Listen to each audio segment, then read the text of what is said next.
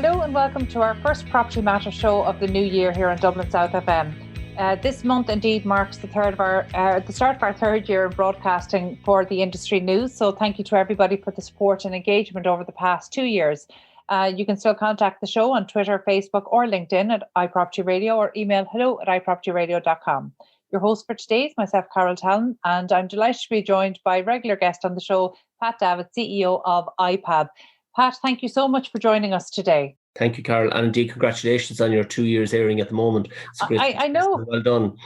You've been a frequent guest on the show, which we appreciate. Thank you so much. And to be honest, I'm so surprised that we're heading into our third year. And this is, of course, the first year that we're incorporating video into the radio broadcast and podcasting elements. So we're really trying to make sure that we reach all of the industry members that we need to reach. So thank you. And we always appreciate the support of IPAV, and not just the support, but actually the information, because it has been such property is always a complex, it's always a complex sector. And I think over the past 10 months, the property industry, much like the construction industry, has been extraordinary in how it's risen to the challenges presented by the pandemic.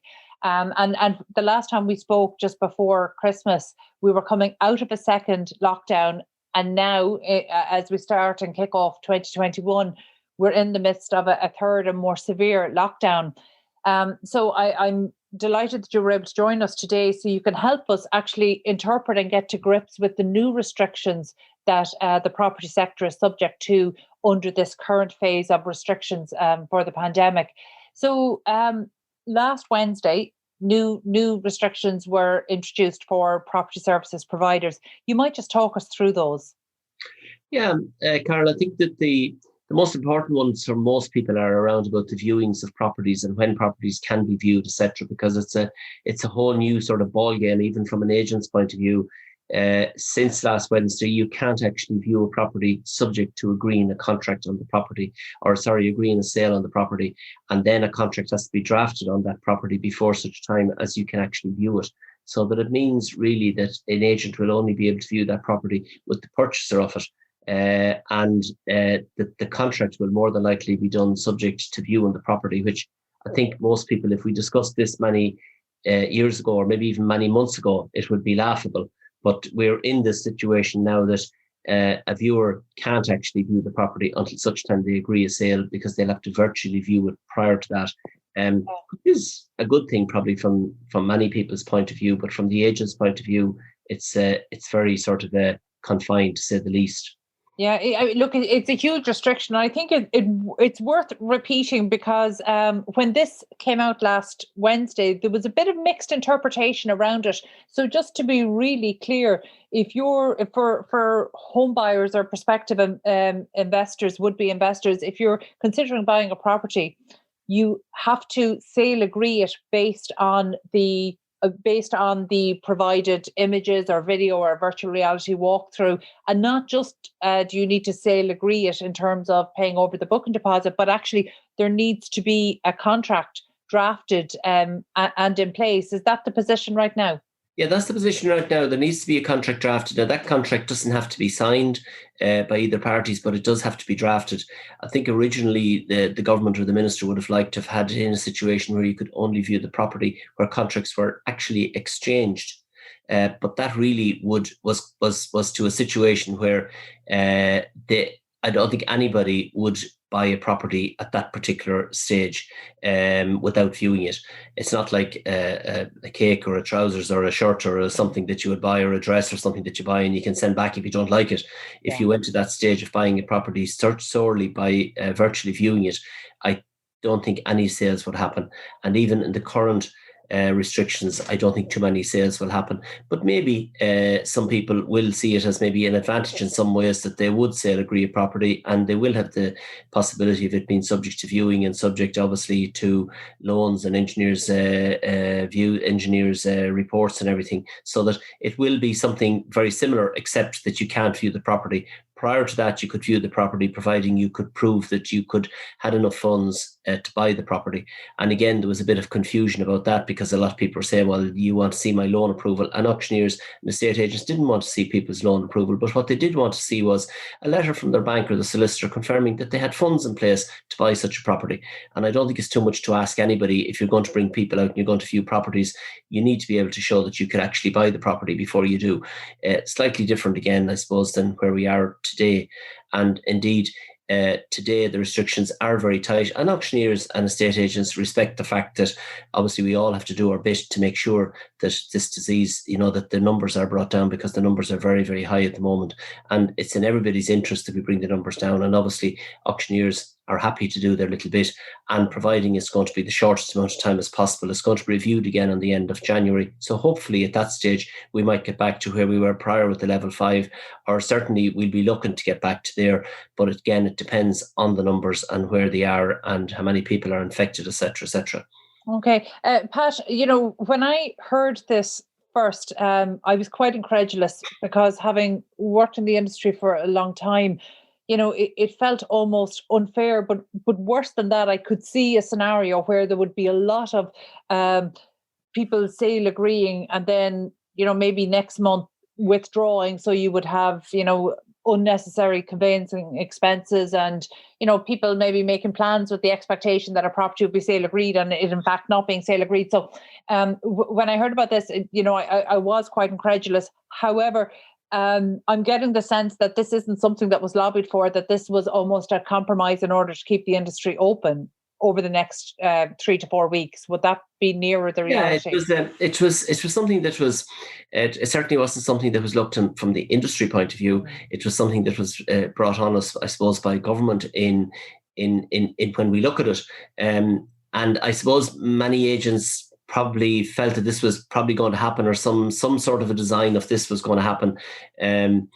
We probably, you're correct in saying that maybe some unnecessary conveyancing will be done by people sale agreeing a property and then pulling out the sale. And indeed, that's quite true. It remains to be seen how that'll happen, or will it happen.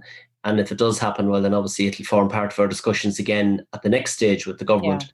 Yeah. But obviously, we're all anxious of where we are right now, and there's as much fear out with the estate agents as there are with anybody else. So, we're happy to help, but at the same time, the market is probably as good as being closed right now. Even though you can take on houses or you can take on properties on your books, but you have to again go and look at the property, but nobody is in it. You can't meet the owner of the property or the vendor of the property. You have to meet them across Zoom like we're doing now, or you have to meet them on the telephone, etc., and send your documentation, your PSRA contract to get signed.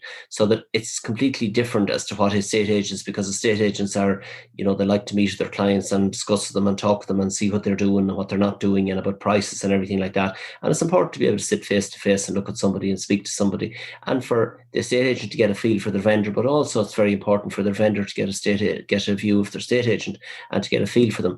But I think the most important thing at the moment that it is that vendors need to be kept safe, their families need to be kept safe, and obviously estate agents need to be kept safe as well, and their families need to be kept safe, and viewers as well coming to look at properties. So it's needed at the moment. I've no doubt about that.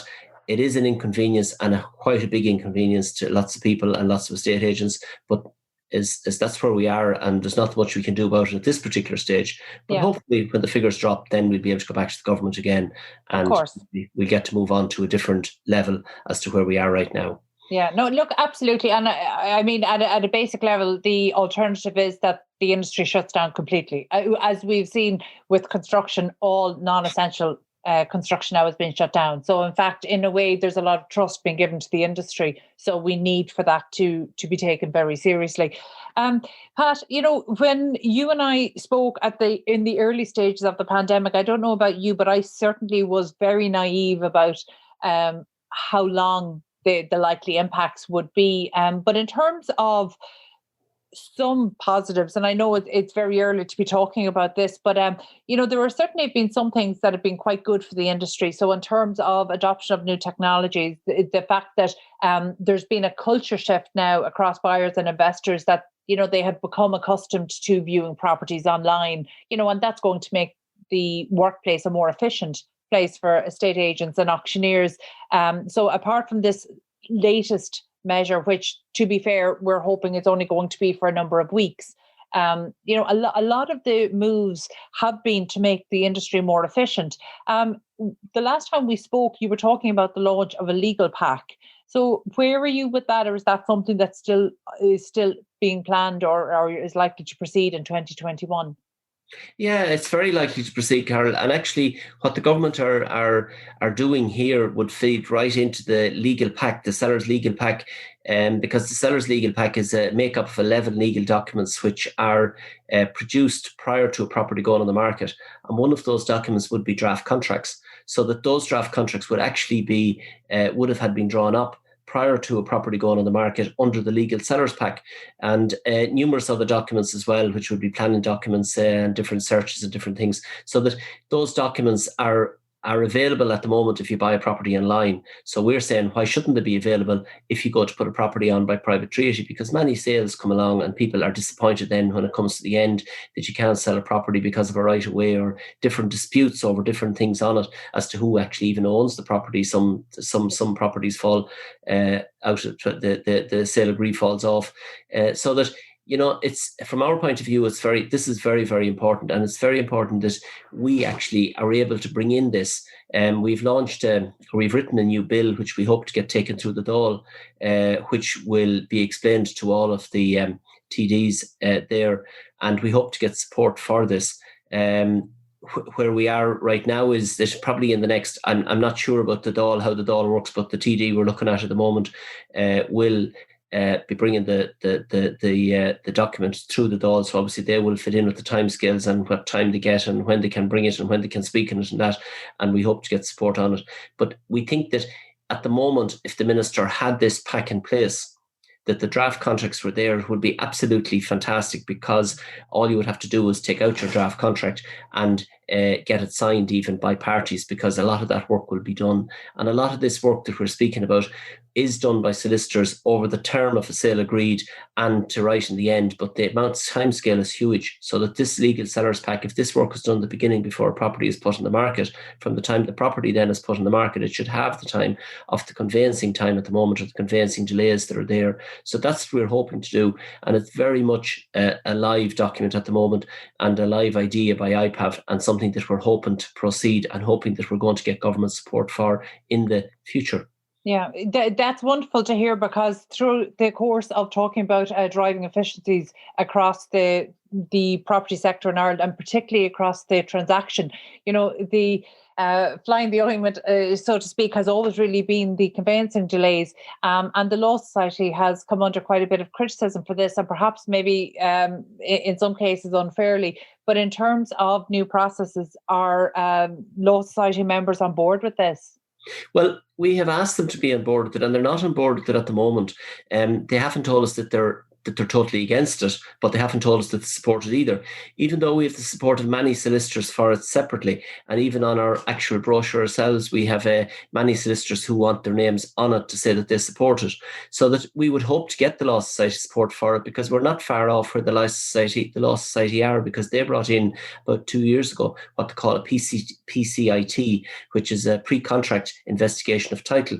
So we think this is a step further on, and the next step obviously is going to be e-conveyancing. But we think this is a step further on from that, and we think that solicitors and the Law Society should obviously support this.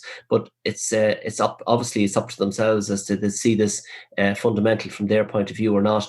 There is sort of different considerations around about, will people pay first of all to get these documents on board? But we do know from experience that people are paying, because these documents are there. They've been there for years. In the case of a public auction, you needed all these documents before you could put the property on for public auction. We know now that they also have to be made available for property sales online, so that that argument, it doesn't really work from the point of view of solicitors have to get paid at the end of the day anyway, and this should really help them, because now they're doing a certain amount of work. They should get paid for that work that they're doing. It's their legal work, and they should get paid for it. But the pack is there to make sure that the sale motors on from there, and that the weeks that it takes to prepare this pack are taken care in the front before such time as the property goes sale agree. And hence, for consumers and everybody, this is going to be very good news, because it's going to stop gazumping and gazundering indeed. So that the amount of time that you could have, we say, if you took your sale 16 weeks to close, on the 15th week somebody could gazump you and the whole process could have to start again. So that this will, if you shorten the time span, it's not going to do away with it, because gazumping is legal in Ireland, but it's not going to take away the gazumping, but it's going to shorten the time path that somebody could actually do this. So we're hoping that 50% of the time could be saved if this legal pack comes in and comes into operation. And it's a bit unusual, I suppose, for estate agents to be saying, well, we would like to have this pack in place before we put properties on the market, because a lot of people want to put properties on the market immediately. But we feel that it's going to be good for the industry, it's going to be good for the estate agents, it's going to be good for consumers, because it's going to give certainty in properties that are for sale, and it's going to be good, obviously, for estate agents themselves, because it's going to save a lot less time, and we're going to get paid quicker, which is obviously everybody's aim at the end of the day. But you're getting paid for work that you've done, which is very, very good. I think it's so heartening to see the industry use the opportunity of the pandemic, and I'm using opportunity in the right sense of the term there, that they're using this opportunity to actually drive efficiencies, because it's something that didn't happen throughout and after the crash, and as the market was starting to recover, because I think the recovery, when it finally came, then moved quicker than people expected. So actually that opportunity wasn't taken advantage of, whereas it's great to see that happening now, because even though these are short-term measures designed to solve short-term problems, they're actually going to have a long-term impact on the industry. So it's a really important one. In terms of gazumping, I think we could have a whole show on that, because that's something that we get quite a lot of emails about. And, it's still such a hot button topic, but we definitely won't get into that today. But before we let you go, Pat, you might just give us a sense of how IPAV members are coping, if that's the right word. We're going into our 11th month, much longer than people had expected. How are your members coping? How are they feeling about the year ahead? I think members are coping actually very well, and we in IPAV have tried to do many things for them. Like, we ran a little project last year on grow your own vegetables for members. I'm talking about the social side, I suppose, of the members at the moment. We also run coffee mornings, which people can meet, and you can pick a person to have a coffee with and discuss with them. Which this is something that members really, really love, and they can pick any member from any of our members that take part in this. And obviously, it's a great way of networking, and it's a great way of talking to people, but it's also getting a great way of ideas, just throwing out ideas, and seeing where what people can do with maybe in the future. But it's so from that, I suppose, to different. Now we have an awful lot of Zoom meetings, obviously, and Zoom webinars, which again are good for people. There's no sort of meeting, obviously, with people, even through our AGM and everything. It was all done on Zoom this year, or last year, should I say? So that members are coping, I think, very, very well. They're still, you can still use your office, even though the office is closed, and the back office is closed even from last Wednesday as well, with the exception of essential work that you need to do. So that members can still sort of go in and out of their offices, which isn't bad, from members' point of view. I know they're travelling a little bit, but we were lucky enough to get the property services as an essential service, which is good. When people are coming to the guards and things like that, that they can actually pass by and can show their white licensed card. So that I think members have been very resilient, and incredibly so, from the point of view that that they're waiting to get back out there just to be able to sell. Like, people that are estate agents, I suppose, there's a sort of a loving of this, of doing the deal and getting it over the line and meeting with people and talking to them and getting to actually property sale agreed. Like, this is it's in their blood, I think, to do this. We're all waiting to get back out there again. But I think that in the shorter term, I suppose people, it is definitely having an effect on mental health and different things to go with that.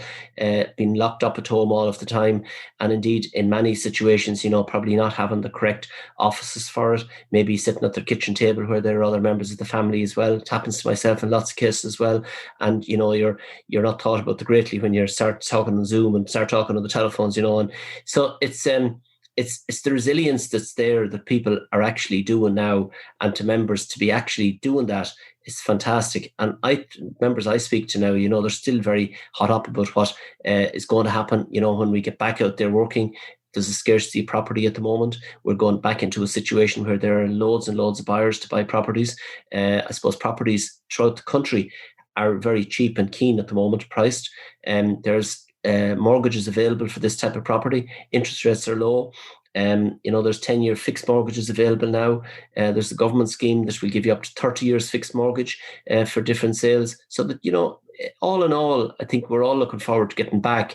And now if the vaccine works, and we're looking at two ends of a pipe now, we're looking into one end, which is all the numbers are very high, but we're looking in the other end, at least we can see out that the vaccine is coming to meet us. So hopefully, but two things happen maybe somewhere in the middle of the year. Maybe we'll get back to being able to meet people towards maybe June or July or whatever the case is, and it could be all very, very good. Yeah, I hope so, Pat. Thank you again for being with us today. That was Pat Davitt, CEO of IPAV. I always appreciate your insights, Pat, and no doubt we'll be touching base with you again soon. And of course, anything that we can do to support your members, just let us know. We'll take a quick break now. Stay tuned. 93.9 Dublin South FM. And welcome back to Property Matters on Dublin South FM with myself, Carol Tallon. You can contact us on Twitter at iPropertyRadio or email hello@iPropertyRadio.com. So I'm now joined by James Benson, Director of Housing, Planning and Development Services at the Construction Industry Federation.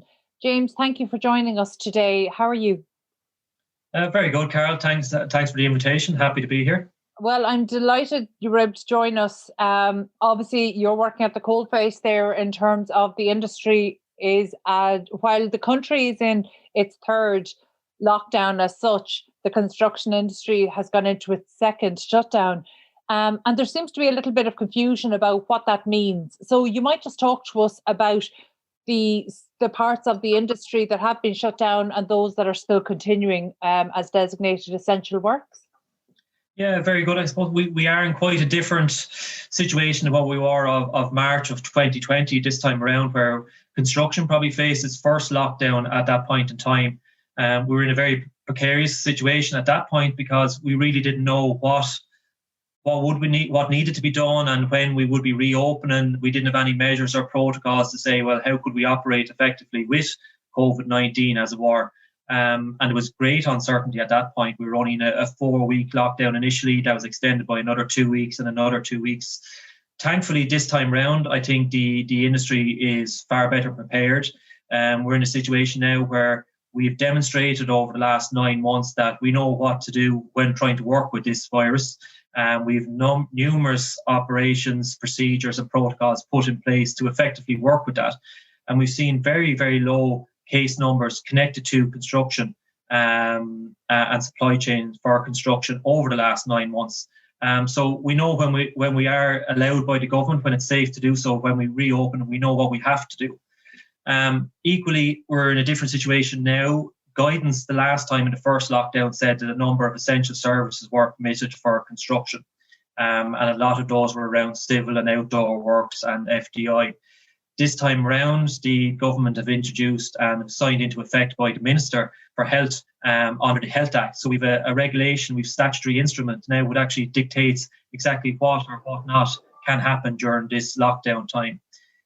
In relation to residential, I think it's very important to say there is a number of permitted works allowed for on the residential, and that's rightly so, because we do have a housing crisis and we do need to see critical homes delivered even during this time. So under 2 sections under the regulation, we're allowed to continue on works on social projects. And those are those units that would have been completed by the 28th of February. And where you've got written confirmation from the local authority or approved housing body to do so. And that's quite clear cut. And we see quite a bit of activity with that throughout the country, thankfully. And the feel of why this was introduced was to ensure that those who were in a very difficult situation, they could be, multiple families within a hotel room or in homelessness or in difficult accommodation at the moment. It's to take them out of those high-risk areas with COVID. And those units that could have been completed and would be completed by the end of February would allow them to move into a safer place. In relation to private dwellings, slightly different. It was those units where work were ongoing by the 8th of January when the regulations were introduced and would be ready for occupancy on the 31st of January. And again, it's those homes that were capable of being occupied. And again, this was to try and ensure where people that were about to move out of older accommodation, where they'd given where their leases were up, where their rental accommodation was going elsewhere, that they weren't going to be caught out where they'd drawn down a mortgage and the transaction had already occurred or was about to occur, and they wouldn't be left without accommodation. So thankfully, we saw two different areas in under those regulations where residential activity can continue on, and it will do so. Was that broader than the restriction, or was that broader than, say, what was designated as essential during the first lockdown? Very much so, Carol. Yeah, in the first time, there was no residential works per se that were permitted in the first 4 weeks. After about a 6-week period, we did see a number of essential social projects deemed eligible to complete works or to recommence works. And again, it was under similar criteria, those that would have been finished within a 6 to 8 week basis, but that was only for social projects. This time round, it's social projects, which include Part 5 units, again, which are very important, and also has the private element. Now, thankfully, as we know, residential has shown to be, even within the construction sector, very safe when working with the COVID-19. We have a lot of outdoor works. We have minimal amount of trades actually working within a home. And you can program it out quite well and quite easily to ensure that you have very low numbers when working within homes. And naturally, you've phasing of any development anyway. So you're seeing limited numbers on site compared to what you might see elsewhere within the industry. One thing that occurs to me, because you and I spoke on air maybe just during or perhaps immediately after the last industry shutdown, and one thing we saw was that the Construction Industry Federation, together with your team, there was a lot of working to put new safety protocols in place. Now, we know objectively that they have worked very well because we could see the instances of infection in terms of clusters was very low across the construction sector. So have they changed much, the HSE and CIF safety protocols? Did they have to change much for this current period of restriction? I think thankfully to the Safety Committee and Dermot Carey, the Director of Safety in CIF, there was anything from 30 to 60 different individuals working on the initial standard operating procedures that came into effect. It was a mammoth amount of work, but it was critical for the industry. They didn't wait till now till a new lockdown to update that. That's a very fluid document, and they're on revision 7 as it currently stands. So we've seen several different reiterations as we've gone through the pandemic and as elements of the virus have changed and the information that we know to be credible has changed. So that's constantly evolving and changing, and it will continue to do so. When we do reopen, at least people know where they are when they're reopening, and we're taking this on their best advice and best practice. That will continue to evolve, and we're likely to see revisions 8, 9, and 10 in the next number of months as it requires and as is dictated. But thankfully, as I said, the initial mammoth amount of work was done and is there, and it's a lot easier now to move the document as required. Okay, and look, it's very easy for us to stay really looking at the immediacy because it seems so urgent. And one of the things I want to do is talk to you about what people in the industry should be doing, how they can be using this time really to work on the business rather than in the business, and all of the other ways that they can get ready to go back on site. But I'm also interested to get your long-term view, because at the end of the day, and you touched on it, this pandemic is coinciding with a housing crisis that we've had that has been very much about supply. And there's been this persistent undersupply problem that the pandemic has only added to. Now, while the construction sector has really rallied so that actually the outputs from 2020 were above our expectations, we're still not delivering anywhere close to the need, the established and objectively established need that we have in terms of the volume of new housing. Can we take another loss of a year in terms of productivity? I suppose a couple of points there to try and cover off, Carol. An important time for those who are operating and not operating within the residential sector. We can't afford to lose any number of weeks. For those, we've issued out a number of recommendations to our own members and communicated on a daily and a bi-daily basis at this point in time, because it is very important to communicate with those who are continuing on works. As we mentioned earlier on, under the Health Act, there is permitted works for social and private dwellings. It's important to get the communication right there. We've advised members who would be continuing on works on those particular projects to notify the local guards to make sure that they're aware of movement in and out of site, to put notification up on their own sites as to works being permitted under the regulation. And this is all in an effort to ensure and inform the public and those within the area that these are legitimate works and allowed for under the regulation. Equally, those who aren't operating on site, they're probably using this time for forward planning, making sure they're catching up on invoicing and all the different aspects, future planning, procurement, tendering. Unfortunately, we're now in the midst of the aftermath of Brexit. We're going to see issues with supply chains. We've already seen the cost of a number of products increase in the last number of weeks. Insulation, timber, steel have all gone up a significant percentage, and all these will add. So people are working on those aspects. While they're not directly on site, they are working on critical, I suppose, administration and supply chains in the background. To your point on delivery, I suppose when we saw last year, the final figures for 2020 aren't fully known just yet. Indications that we're north of 19,000 at this point in time, and we hope we get closer to 20,000. And I think you'd have to say that is a success for 2020 when we look at the overall picture. As you say, we spoke probably back in April of last year, and at that time we were predicting we could only see 14 to 15,000 units delivered by the end of the year. We'd seen a significant drop in commencements in the third quarter. We were 40% down on what we normally are. And people were very anxious about how would the market react, what would the resilience of the wider public be in relation to their spending deposits, and what they would actually look to do. Thankfully, indications were good. There was a bounce back within the market. Prices held strong, and we were in a position where people actually were able to move on to the next development and the next phase. Equally, you would hope that would be the same for 2021. That hopefully we'll be in a position where come the 1st of February, and in advance of that, there will be the review to see if the industry can reopen at that point in time. You would hope that we would reopen at that point in time. I suppose it's worth reminding everyone, construction was designated an essential service under level 5 restrictions. So we were able to operate right up until, the very escalated current restrictions we're in. So we would hope that when we do see and when it is safe, construction will be back out there, and residential will kick off again. I would remain quite optimistic, given the conversations I'm having with our own members throughout the country, that we could push on to potentially 22,000 units this year, maybe even north of that, which would be great. But again, we need to be conscious of where we are. We will have lost the best part of a full month this year, so we are down to trying to make up that month over an 11-month basis. That is based on the hope that we won't see any further lockdowns in 2021. If we get there, if we get to 22,000, we're still probably a third shy of where we need to get to.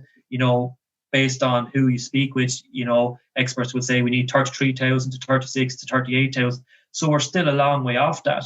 But before COVID, we had a number of challenges within the residential sector that meant we weren't hitting those targets. We weren't hitting the demand that was there. We had affordability issues, and we spoke at length the last time on that. We have the cost of delivery. Who's actually going to deliver these homes remains still a big question at the forefront of most people's minds. But it's quite clear we need everyone delivering these homes. This isn't going to be a question of private or state, whether it's more effective or cost effective to deliver publicly or privately. The reality is we need all elements. We need all housing types, all tenure types increased in volume throughout this year and beyond. and quite a bit more over the next number of years to get in close to the demand we see. And again, every year we don't hit that and we fall short, it further worsens the problem down the line. So we have a long way to go. But thankfully, I would have to say, again, we had a positive budget in October of 2020. We did see that the shared equity or affordability scheme will come into effect this year. And that's going to do wonders, I suppose, for those who've been locked out of the market and stuck in that affordability gap. That can do a huge amount there.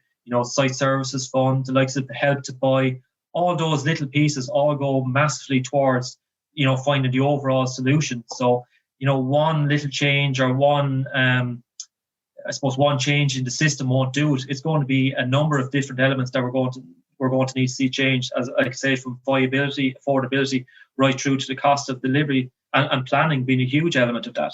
Yeah, it's funny, actually, you've touched on a few topics there that are definitely, they're topics that are almost too broad to get into today because I know we have to finish up. But, in terms of, revitalizing our planning process to make it more efficient. I mean, in terms of affordability, it feels like something we're discussing almost every week on the show, and it's still something that's eluding us. And I think it just goes to show the unusual and the chaotic nature of where we find ourselves, that Brexit isn't the biggest topic of discussion, and it's something that maybe when the industry opens back up, and we have a slightly longer time to get a sense of the impact of Brexit in its reality. I think that that's going to be another interesting conversation, but also another challenge for the industry as soon as they're ready to open up. But in the meantime, we'll certainly keep in touch with your team in the CIF and to keep the industry updated. And as you say, hopefully we're looking at a shorter period. That was James Benson, Director of Housing Planning and Development Services at the Construction Industry Federation. Thank you again for joining us today, James. We need to take another quick break. Stay tuned. 93.9 Dublin South FM. Hello and welcome back to Property Matters on Dublin South FM with myself, Carol Tallon. You can contact us on Twitter at iPropertyRadio or email hello@iPropertyRadio.com. And I'm now joined, and I'm delighted to be joined by one of my favourite women in PropTech, one of my favourite people in PropTech, Angelica Donati, PropTech expert and Forbes contributor. Angelica, it's been a while since you've been on the show. Welcome back. Hi, Carol. Thank you so much for having me back, and thank you so much for the glowing introduction. I'm so flattered. I mean every word of it. And actually, I was so excited to get an opportunity to speak to you today. And this is our first show back after the new year. And we're just starting into our third year of broadcasting, which we're also very excited about.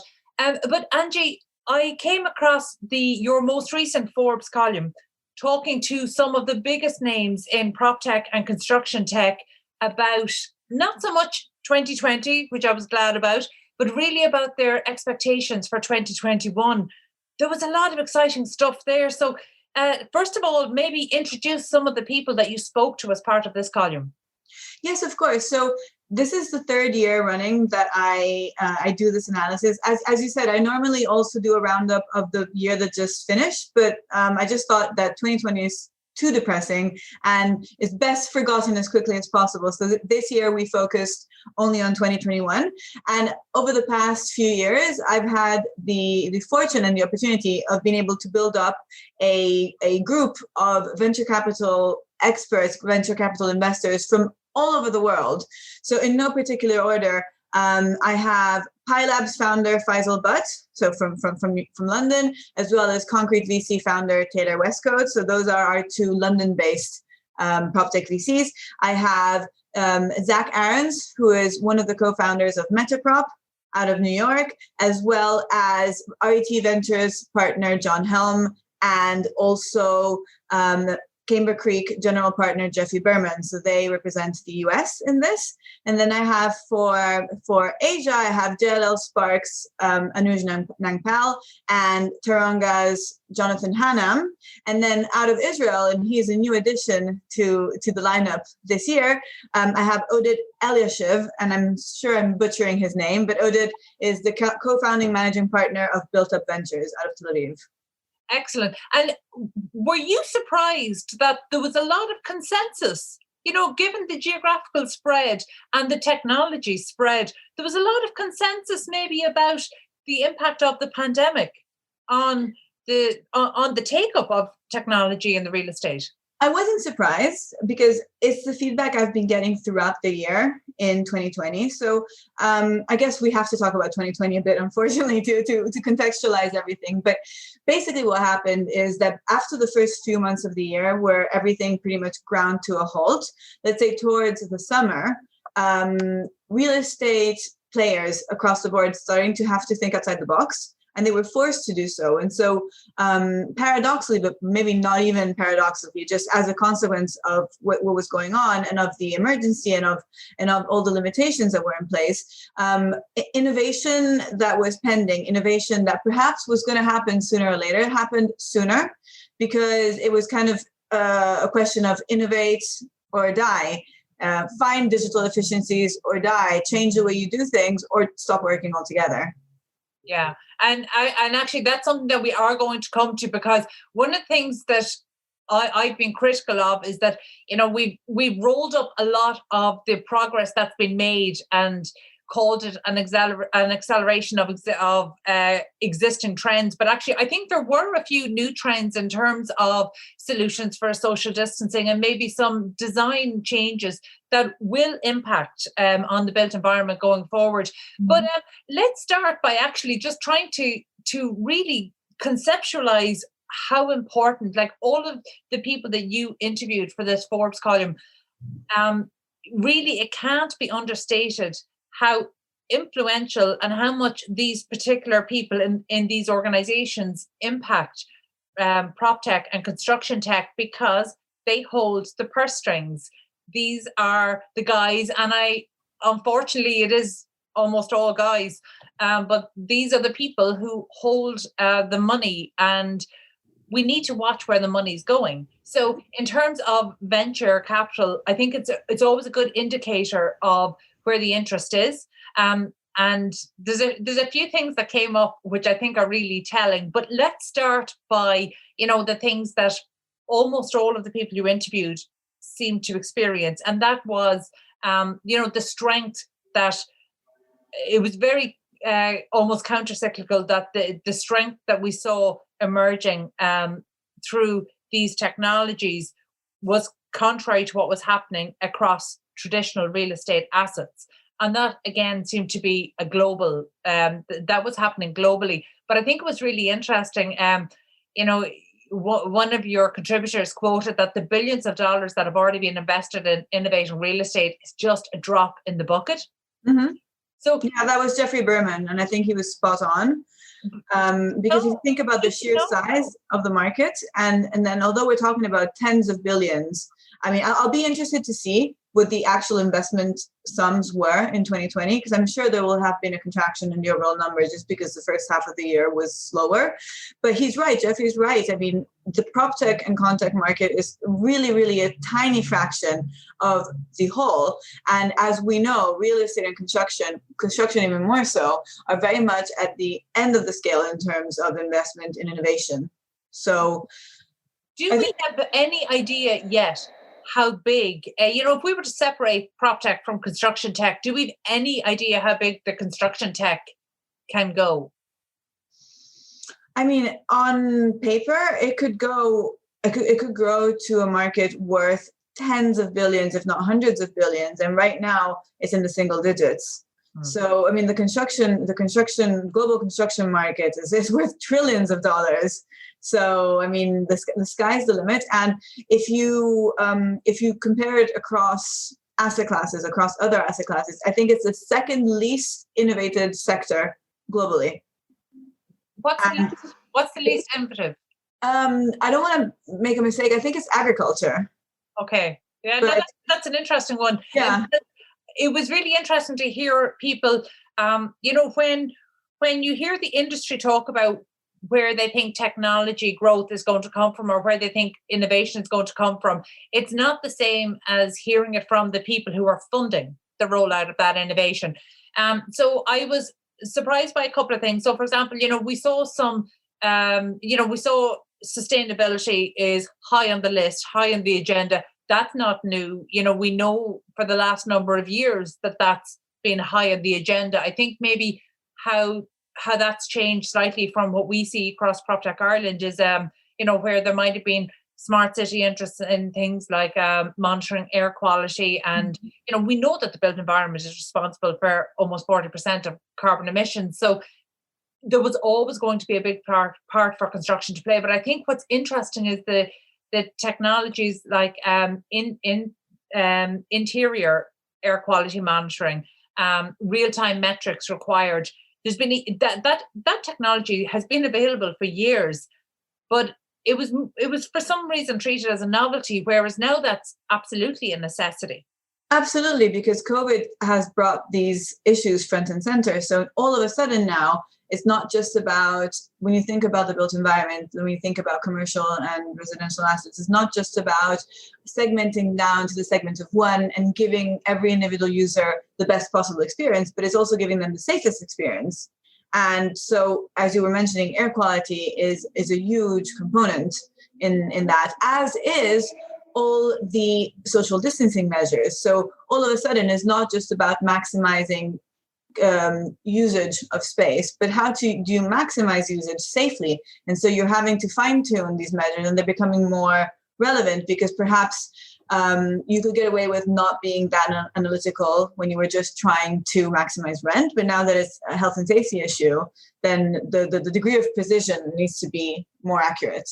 Yeah, actually, one thing I'd be interested in, because I know that you come from a traditional construction background.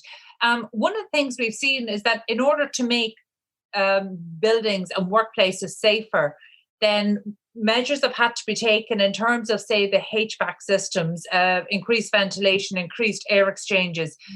These are all high energy consumption activities. So actually what's needed to happen to address safety in the workplace in terms of air quality and ventilation is running contrary to what needs to happen in terms of our sustainability goals. Now, I think universally we can agree that obviously slowing down the spread of the virus is a priority. But at what point, is there a fine balance between these measures to make workplaces safer and running contrary to the sustainability goals that every responsible real estate building owner and manager would have now? Right, and that is kind of the frontier of innovation, right? Because the goal would be to be able to be more sustainable, safer, and basically have a win-all scenario. Of course, with the technology that we have today, that's not as feasible. So, as you say, there needs to be some kind of a balance. But then the pandemic has brought to the fore a lot of other issues related to this matter. Just think about plastic waste. I mean, we're all rightly, and everybody should, we're all wearing masks, which is very important. Most of them are not recyclable, so then we'll have to deal with that issue later on. Now, does that mean we stop wearing masks? No, it just means that we need to find a balance to make sure that we act responsibly for the future, as we act responsibly for our present. And there's always a balance, even in terms of innovation, and even when we look at the sustainability goals that a lot of organizations would have outside of COVID, there are always competing interests. So there's always a case of having to prioritize. But jumping to another topic that actually was covered in your feature was a really interesting one in terms of we see with any mature market that their winners and losers emerge, and we have consolidation. And I would have thought that it was almost too early to call that in the PropTech sector, because even though there are players that have been innovating using technology for the built environment for 20 years, the real rise in PropTech that we've seen is really only 6 years. So were you surprised to hear about maybe one of the quotes there is PropTech leaders aggressively consolidating now going forward? Are you starting to see that in the marketplace? I think some consolidation has already started taking place. I mean, we've seen it over the past couple of years, and I think it's a two-pronged question. It's a two-pronged issue. So on the one hand, you have the growth of investment capital made available to these startups. So besides the fact that corporate venturing is going to just keep on growing as real estate incumbents realize that real estate and construction incumbents realize that they should probably deploy capital into the technologies and into the efficiencies that they're going to adopt rather than just purchasing them. So that's one thing which has been happening already and it should pick up steam. There's this whole cradle to grave concept, which is that the investment market needs to be able to follow a PropTech or ConTech startup all the way through. So what we've seen, for example, in Europe is that Europe has got a lot of early stage investors, but not so much later stage, whereas the American market is more evolved. And so this is something that's going to definitely start to happen more and more. And as more, especially private equity capital comes into the market, as more companies are able to grow and mature within the PropTech landscape, then consolidation is inevitable because that's just what happens in any kind of business scenario. So once you move past the scrappy startups trying to prove their concept and into the business as a going concern scenario, then that's just inevitable.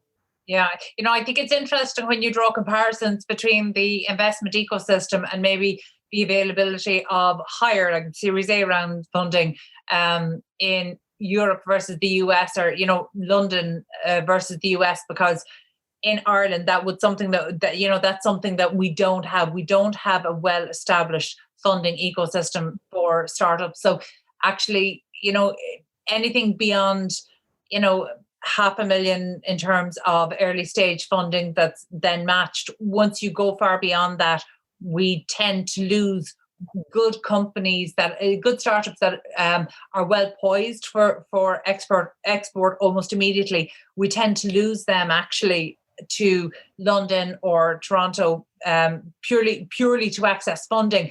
And in this day and age, it seems crazy that we're looking for technology that is without borders. Why do we have venture capital with borders?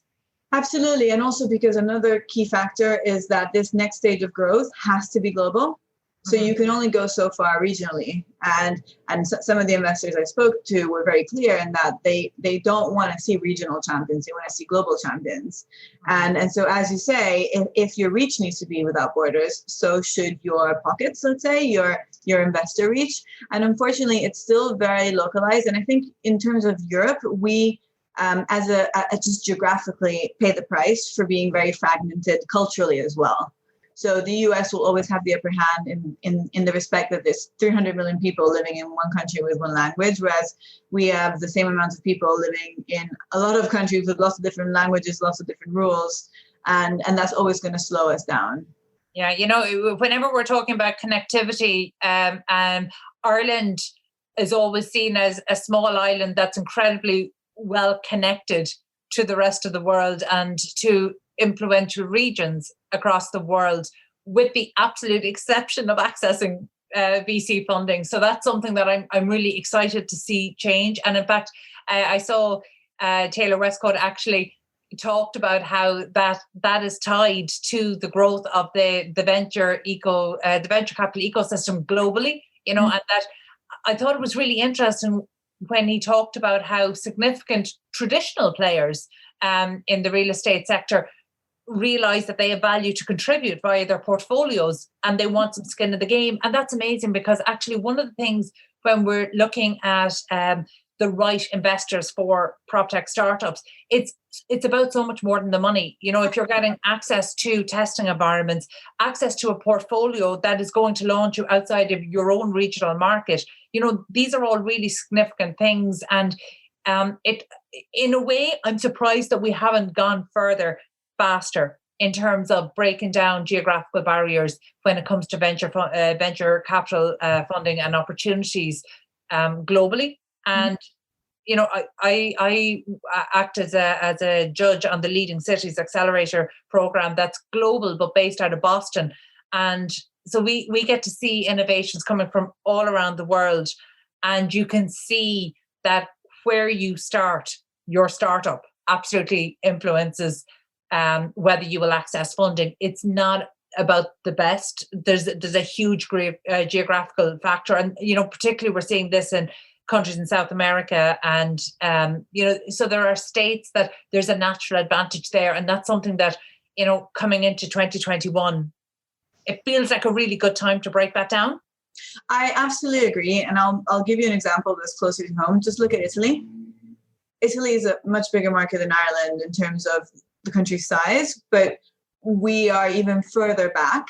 So startups in Italy are dwarfed by definition just because there isn't a competitive VC landscape, and they don't have access to funding outside of the Italian market because European or global investors, let's not even go there, just don't consider it a central market. They consider it peripheral, and because, as you say, the geography of where you start is so important. Concepts that start off in hub geographies are just given that chance to grow more. Yeah. And where are we seeing the hubs? Obviously we would look at areas in the Middle East, and we see some really strong, and Israel being one of those where we're seeing a really strong hub. Obviously London is one. We would love to position Dublin as one. We're definitely not there yet. And we're not there yet, not just in terms of funding, but in terms of deep tech innovation as well. We're growing the number of startups focused on the built environment. But in terms of deep tech innovation, there's still a way to go to build volume. But again, I breaking down in the attempt to break down geographical barriers, maybe there has been a close link to London in the past. We need that to continue post-Brexit. And we don't know yet in terms of the flow of capital in a post-Brexit world. Yeah, and Brexit is a whole other topic, a very unfortunate topic.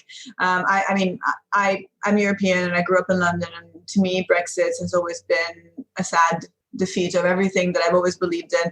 And it has nothing to do with our topic of discussion today, but I had to shut down my UK bank account the other day, and it was one of the saddest days of my year just because I don't live there anymore. I think that paradoxically, Brexit could be an opportunity for places like Dublin, which are English-speaking and still part of the European Union, to grow. But it's a shame that it would have to come to this. Yeah, well, it's interesting actually. Through PropTech Ireland, we've been approached by PropTechs, particularly from Eastern Europe, who want to start their startup in Ireland purely because it is now the English-speaking country within the EU. So it is. We know that there will be opportunities there. It's probably too early to say how that will be capitalized on.